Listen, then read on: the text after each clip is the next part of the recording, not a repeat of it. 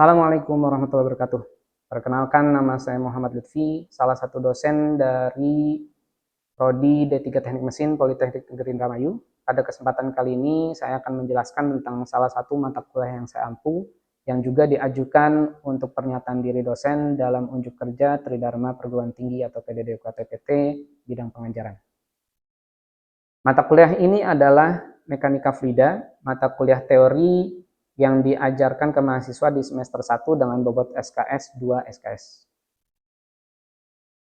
Nah, di mata kuliah Mekanika Fluida ini akan dibahas tentang sifat dan besaran dasar dalam mekanika fluida, viskositas, tekanan, penggunaan persamaan Bernoulli dan energi umum dalam sistem, jenis aliran dan rugi energi, serta dasar pengukuran aliran. Di mata kuliah ini, capaian pembelajarannya atau CPMK adalah mahasiswa mampu menjelaskan dan menghitung parameter dasar mekanika fluida untuk membantu menyelesaikan permasalahan dalam proses perancangan, manufaktur, dan juga perawatan mesin. Nah, dari CPMK ini diturunkan menjadi KAD atau kemampuan akhir yang diharapkan atau sub CPMK. Sub CPMK yang pertama yaitu menjelaskan konsep dasar mekanika fluida dan menghitung parameter di dalamnya. Lalu menjelaskan dasar viskositas fluida, klasifikasi fluida, dan menghitung parameter dan pengukuran viskositas. Lalu menjelaskan dan menghitung parameter dalam pengukuran tekanan fluida statis. Yang selanjutnya, sub CPMK-nya menjelaskan dan melakukan perhitungan dasar dalam persamaan Bernoulli dan persamaan energi umum dengan penambahan atau kehilangan energi. Dan di sub CPMK yang kelima, mampu menjelaskan jenis aliran dan melakukan perhitungan dasar untuk bilang Renault, rugi karena gesekan dan rugi minor karena bentuk sarana penyaluran fluida tak termampatkan, dan di sub CPMK yang terakhir adalah menjelaskan dan melakukan perhitungan pada alat pengukuran aliran. Nah, mata kuliah mekanika fluida ini dilaksanakan selama 16 pertemuan, 14 tatap muka secara luring atau offline, dan 1 UTS, 1 pertemuan untuk UAS. UTS dilakukan di pertemuan ke-8 untuk mengevaluasi sub CPMK 1 sampai 3, sedangkan UAS dilaksanakan di pertemuan 16 untuk mengevaluasi sub CPMK 4 sampai 6. Metode yang digunakan untuk mata kuliah ini adalah ceramah, tanya jawab, diskusi, dan juga penugasan lewat LMS, yaitu LMS e-learning yang ada di Politeknik Negeri Indramayu. Nah, materi untuk mata kuliah mekanika fluida, yang pertama dari sifat dan besaran dalam fluida, ada juga viskositas, tekanan dan pengukuran tekanan fluida statis, persamaan Bernoulli dan energi umum, jenis aliran dan rugi energi, dan yang terakhir pengukuran aliran. Dan berikut referensi yang biasanya saya gunakan dalam perkuliahan, tapi tidak menutup kemungkinan ada referensi-referensi yang lain yang digunakan di mata kuliah mekanika fluida ini.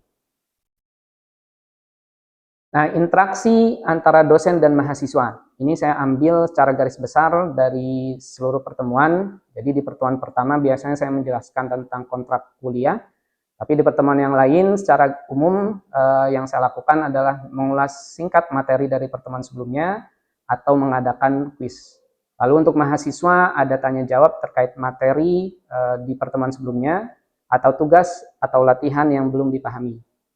Lalu di kegiatan inti adalah saya akan menjelaskan tentang materi di pertemuan tersebut, dan tidak lupa pula saya akan memberikan kesempatan kepada mahasiswa untuk bertanya jawab.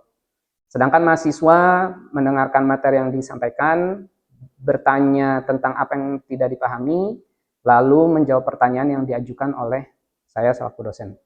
Lalu di kegiatan penutup akan disimpulkan materi yang sudah dijelaskan, baik yang saya lakukan atau saya akan memberikan kesempatan kepada mahasiswa untuk menyimpulkan dan juga menutup sesi. Dan yang selanjutnya mahasiswa di kegiatan penutup mengingat tugas yang diberikan dan mengerjakan tugas di luar pertemuan kelas. Dan berikut sistem penilaian mata kuliah. Saya mengambil persentase untuk tugas 30% yang digunakan untuk mengevaluasi sub CPMK dari 1 sampai 6, kuis 10% untuk mengevaluasi sub CPMK 2 sampai 5, UTS 30% untuk mengevaluasi sub CPMK 1 sampai 3, dan UAS 30% untuk mengevaluasi sub CPMK 4 sampai 6. Mungkin itu yang bisa saya sampaikan untuk penjelasan mata kuliah mekanika fluida ini, mata kuliah teori.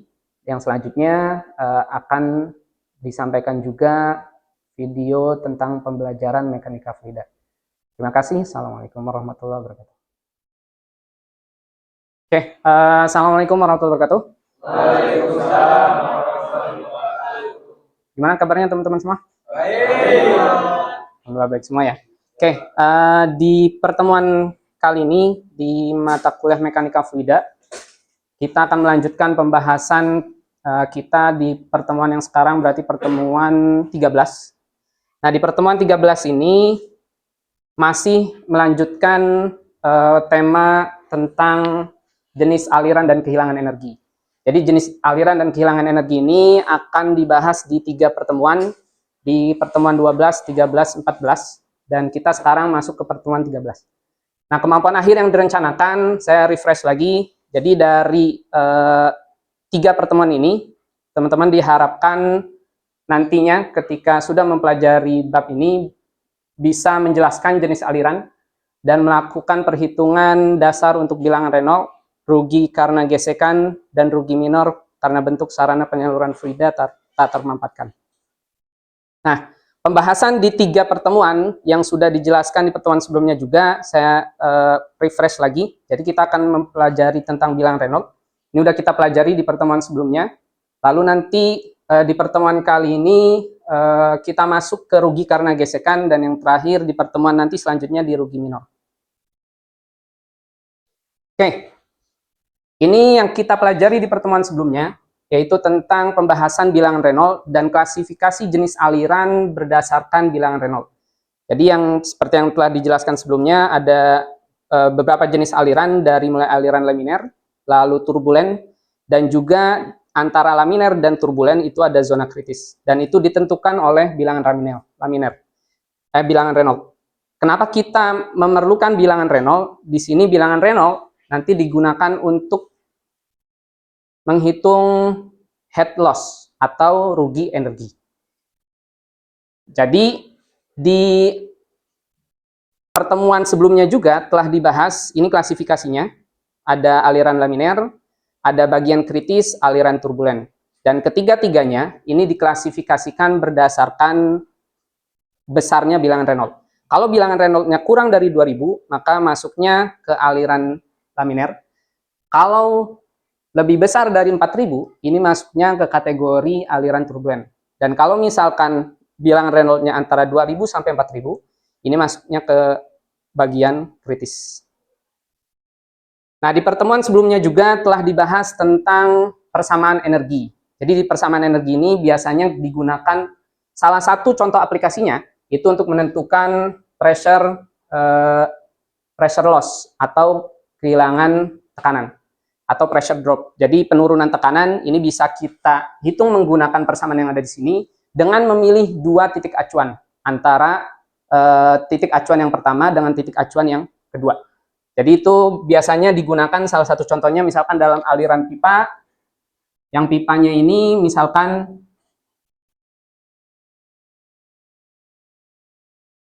ada valve. Nah, ini misalkan titik 1 arah alirannya ke sini. Ini bisa kita perkirakan pressure loss-nya sebesar berapa dengan menggunakan persamaan energi yang ada di sini. HA di sini adalah penambahan energi. Penambahan energi biasanya disebabkan karena adanya pompa. Lalu ada juga HR. HR ini biasanya adanya konversi energi dari energi fluida diubah ke energi mekanik, contohnya. Seperti turbin yang digerakkan oleh air, turbin air misalkan. Lalu ada juga head loss. Nah, head loss ini kehilangan energi. Jadi dari titik 1 misalkan ke titik 2, seberapa besar energi yang hilang. Nah, head loss ini nanti bisa dihitung menggunakan persamaan Darcy. Ini juga kita sudah bahas di pertemuan sebelumnya. Jadi dari persamaan Darcy ini, F ini sebagai faktor gesekan, lalu L ini panjang pipa, D ini diameter pipa bagian dalam, lalu V ini kecepatan aliran, dan G ini percepatan gravitasi. Ini udah kita bahas di pertemuan sebelumnya. Ini juga sudah kita bahas. Persamaan tadi yang saya bahas di slide sebelumnya, persamaan Darcy, itu bisa digunakan baik untuk aliran laminer ataupun turbulen. Kalau alirannya laminer, ini bisa kita sederhanakan menggunakan persamaan yang lebih khusus, yang disebut persamaan Hagen-Poiseuille. Dan ini hanya berlaku untuk aliran laminer, tidak bisa digunakan untuk aliran turbulen. Nah, ini udah kita bahas di pertemuan sebelumnya juga, faktor gesekan bisa kita hitung menggunakan 64 dibagi bilangan Reynolds. Nah, yang akan kita bahas kali ini, yaitu rugi karena gesekan.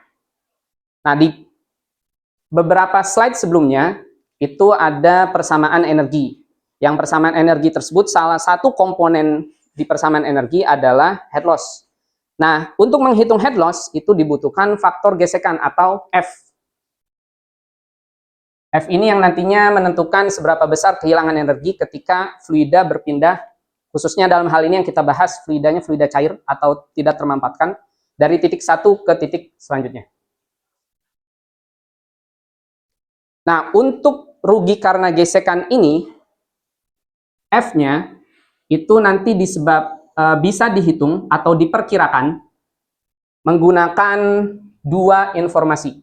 Yang pertama, kita membutuhkan informasi bilangan Reynolds. Yang kedua, kita membutuhkan informasi tingkat kekasaran relatif atau D dibagi epsilon. D-nya ini diameter bagian dalam dari pipa. Ada juga beberapa buku yang membalik persamaannya, jadi epsilon dibagi D. Nah, epsilon ini adalah tingkat kekasaran dari dinding pipa. Jadi ilustrasinya seperti ini. Ini misalkan pipa, di bagian dalamnya ini dinding. Nah, di bagian dindingnya, tergantung dari material pipa tersebut, tingkat kekasarannya pun bisa beda-beda. Yang paling halus, yang dikategorikan dinding pipa yang paling halus itu biasanya adalah kaca. Lalu plastik, dan selanjutnya semakin ke bawah ini dia semakin kasar. Kalau di industri-industri transport bisa air ataupun minyak, biasanya kan ada yang menggunakan pipanya pipa baja. Nah, kalau misalkan pipa baja atau misalkan besi, maka nanti bisa kita gunakan bagian yang ini. Jadi tingkat kekasarannya 4,6 kali 10 pangkat minus 5 dalam satuan meter. Kalau dalam satuan kaki itu 1,5 kali 10 pangkat min 4 kaki. Nah, jadi dua hal ini yang digunakan untuk menghitung faktor gesekan. Sampai sini ada yang mau bertanya terlebih dahulu? Ketika cairannya itu berbentuk campuran yang kental gimana? Kalau misalkan berbentuk cairan yang kental, maka nanti perhitungan bilangan Reynolds-nya pun dia akan berbeda. Karena bilangan Reynolds ini nanti perhitungannya dia seperti ini. Jadi ada unsur viskositas kinematik di sini. Viskositas kinematik itu nanti bergantung kepada material dari fluidanya. Jelas di sini? Oke, kita lanjutkan dulu. Nah, untuk mencari nilai F, menggunakan informasi bilangan Reynolds dan juga kekasaran relatif, ada beberapa buku yang menuliskannya D per epsilon, ada beberapa buku atau referensi yang lain yang menuliskannya dalam epsilon per D. Jadi D ini sekali lagi bilangan diameter bagian dalam dari pipa. Epsilon ini dia tingkat kekasaran dari dinding pipa. Nah, dua informasi ini kita gunakan dalam diagram Moody. Jadi, untuk menemukan faktor gesekan, kita membutuhkan yang namanya diagram Moody. Ini hasil eksperimen terdahulu dan dibuat dalam bentuk diagram. Nah, ini contoh diagramnya. Jadi kalau misalkan di contoh ini, garis yang lurus seperti ini merupakan garis yang menandakan bahwa aliran tersebut berada dalam aliran kondisi laminer. Dari garis lurus miring ini sampai ke titik selanjutnya yang dilambangkan oleh garis putus-putus seperti ini. Nah, ini yang disebut sebagai zona kritikal. Jadi kalau misalkan di bagian ini bilangan Reynolds-nya dari 2000 dari 0 sampai 2000. Lalu di bagian kritis ini dia dari 2000 sampai 4000. Nah, ketika sudah melewati bagian yang putus-putus vertikal ini, dia baru masuk ke zona turbulen. Jadi ada 3 zona yang ada di sini. Nah, yang kita bahas di pertemuan kali ini tuh kita akan fokus ke zona yang turbulen menggunakan diagram Moody.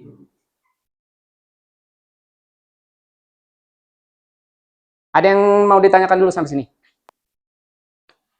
Silakan, Bang. Untuk faktor gesekan yang telah didapat itu kan digunakan untuk menghitung head loss. Ya. Nah, head loss ini nantinya selain diaplikasikan dalam persamaan energi, bisa digunakan untuk apa lagi ya, Pak? Oke, jadi faktor gesekan ini nanti digunakan untuk menghitung head loss. Head loss itu ada macam-macam. Ada head loss dia dari rugi karena gesekan, disebutnya sebagai head loss mayor atau rugi mayor. Ada lagi yang kedua rugi minor atau head loss minor. Head loss minor ini dia contohnya seperti kalau melewati misalkan valve atau misalkan melewati elbow atau misalkan melewati sambungan T. Nah, ini masing-masing dia ada energi yang hilang.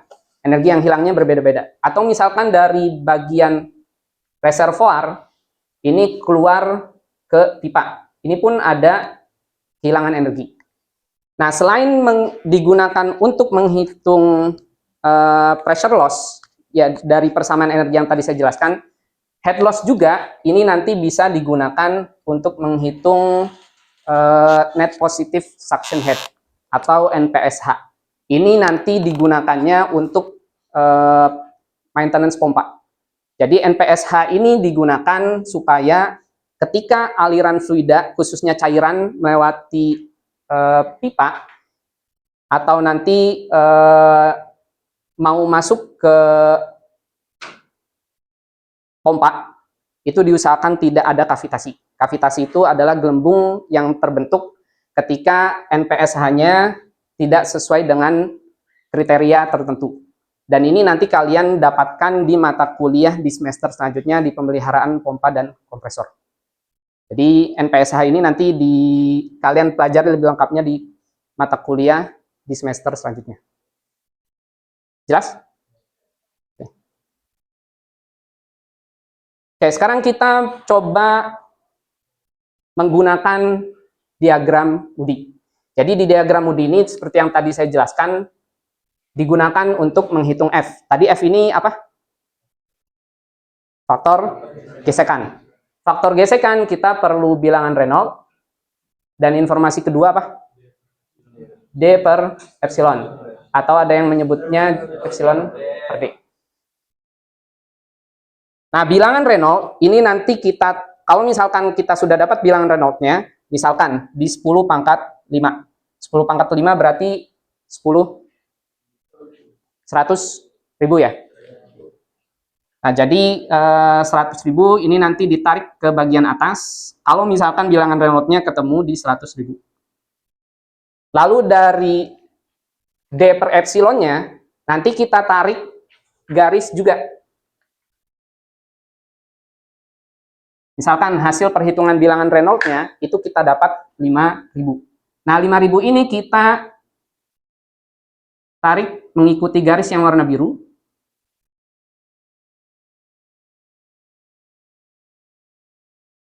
Lalu di bilangan Reynolds-nya kita tarik ke arah atas.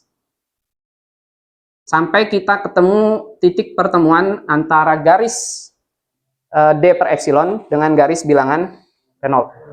Nah, dari titik pertemuan ini, kita tarik ke sebelah kiri.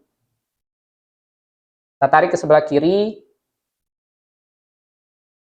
Nah, ini nilai faktor gesekan yang kita cari. Jadi misalkan kalau di sini 0,02, di sini 0,015, berarti satu kotaknya ini 0,001 ya. 0,001. Berarti kalau misalkan ketemu di sini berarti dapatnya F-nya 0,019. Nah, itu contoh bagaimana menentukan diagram Moody. Nah, ini contoh di latihan 21.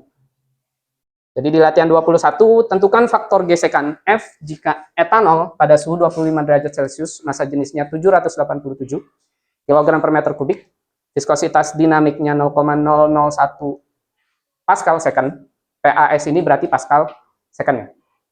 Mengalir dengan kecepatan 5,3 meter per second pada pipa besi schedule 80 DN40. Nah, ini diameter nominalnya sekitar 40, yang memiliki diameter bagian dalamnya 0,0381 meter. Di sini yang mau dihitung faktor gesekan F.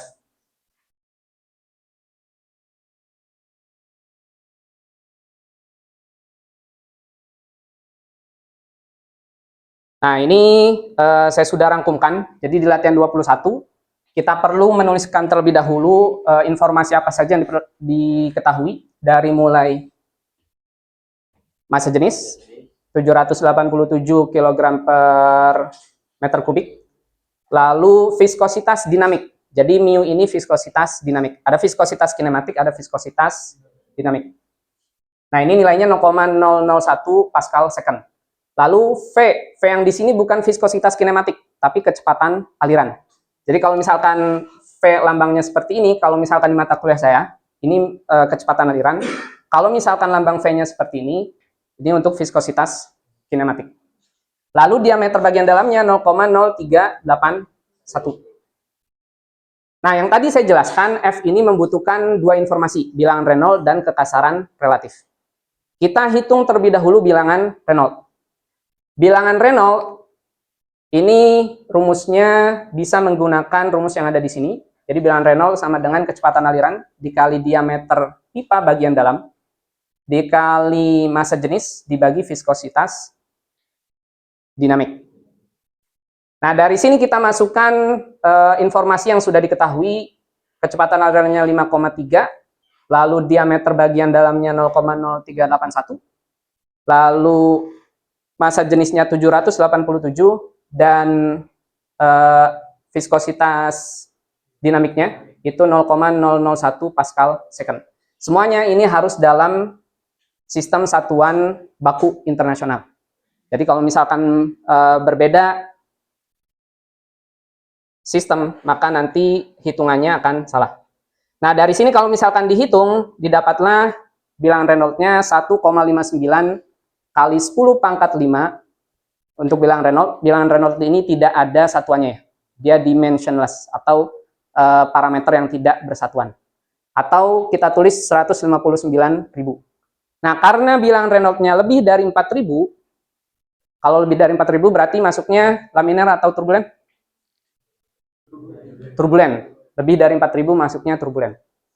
Lalu setelah menghitung bilangan Reynolds, karena ini turbulen, maka yang di diagram Moody yang akan kita gunakan adalah di bagian sini. Bukan bagian sebelah kiri. Kalau sebelah kiri ini untuk laminar. Lalu D per epsilonnya kita hitung juga. 0,0381 dibagi 4,6 kali 10 pangkat min 5. Nah, ini hasilnya 828,2608. Jadi D per epsilonnya, kenapa 0,0381? Ini dari informasi yang kita dapatkan di soal. Lalu epsilon ini kenapa 4,6 kali 10 pangkat min 5? Ini diperoleh karena pipa yang digunakan adalah pipa besi. Kalau misalkan pipa besi, nanti yang kita gunakan, itu informasinya ada di sini. Besi komersial. Ini kalau satuannya pakai satuan SI atau internasional 4,6 kali 10 pangkat min 5 meter. Nanti dihitung, didapatlah hasil seperti ini, 828,2608. Nah, sekarang kita tinggal gunakan diagram Moody-nya. Dari mulai bilangan Reynolds. Tadi di bilangan Reynolds-nya kita dapatkan 159.000. Jadi setelah 10 pangkat 5 ya. 10 pangkat 5 kan berarti 100.000. Tapi sebelum 200.000. Nah, ini memang tergantung ketelitian kita ya. Jadi ini hanya perkiraan saja. Jadi antara 1 dengan 2, kita tarik garis putus-putus ke arah atas vertikal. Ini untuk bilangan Reynolds 159.000. Lalu di bagian sini karena tadi kita dapatnya 828,26, ini kita tarik garis mengikuti lengkungan yang ada di sini. Meskipun ini tidak tergambar di sini, kita perkirakan. Lalu ini ditarik garis ke arah kiri, tapi melengkung ya, bukan mengikuti garis lurus yang ada di sini. Dari bilangan Reynolds kita tarik ke arah atas, sampai dapat titik pertemuan, lalu kita ambil dari titik pertemuan ini garis yang baru ke arah kiri. Kita dapat nilai F-nya. F-nya berada di antara 0,02 dengan 0,025. Karena ini ada di kotak yang kedua, ini perkiraannya adalah 0,022. Didapatlah faktor gesekannya 0,022. Nah, itu untuk mencari faktor gesekan. Dari faktor gesekan ini nanti bisa digunakan untuk menentukan head loss. Jelas sampai sini? Oke, kalau misalkan kalian kurang yakin dengan hitungan kalian, kalian bisa menggunakan Excel. Jadi ada spreadsheet Excel yang ada di sini. Ini bisa kalian gunakan, tinggal kalian memasukkan bilangan Reynolds-nya berapa. Dan nanti kalian tinggal masukkan juga nilai epsilon per D. Kalau tadi yang digunakan itu di sini D per epsilon, kalau diagram Moody yang saya gunakan di mata kuliah saya. Tapi kalau misalkan kalian menggunakan Excel atau website yang ada di sini, itu dibalik. Jadi epsilon per D. Ingat, jangan kebalik. Karena sebagian besar kalau website atau Excel yang kalian temukan di internet itu dia menggunakan epsilon per D. Nanti hasilnya kalau misalkan tidak terlalu beda jauh, berarti perkiraan kalian benar. Nah, jadi ini rangkuman langkah untuk menentukan F menggunakan diagram Moody. Dari mulai menghitung bilangan Reynolds, menghitung D per epsilon, lalu ikuti garis D per epsilon dari sebelah kanan ke arah kiri, tarik garis vertikal bilangan Reynolds dari bawah ke arah atas vertikal, tarik kedua garis di poin 4, 3, dan 4, sampai bertemu titik perpotongan. Nah, dari titik perpotongan ini kalian tarik ke arah kiri. Dan ini bahan tambahan untuk kuliah kalian, silakan bisa dipelajari. Di videonya sudah saya carikan, rangkumkan untuk videonya, dan kalian nanti bisa kerjakan soal latihan yang ada di e-learning. Dan di pertemuan selanjutnya kita akan membahas jenis rugi head loss minor. Materinya juga sudah saya cantumkan di e-learning. Jadi kalau misalkan kalian buka di bagian e-learning, nah ini sudah saya cantumkan di pertemuan 12 sampai 14. Jadi silakan dipelajari. Ada yang mau tanyakan dulu sampai sini? Coba.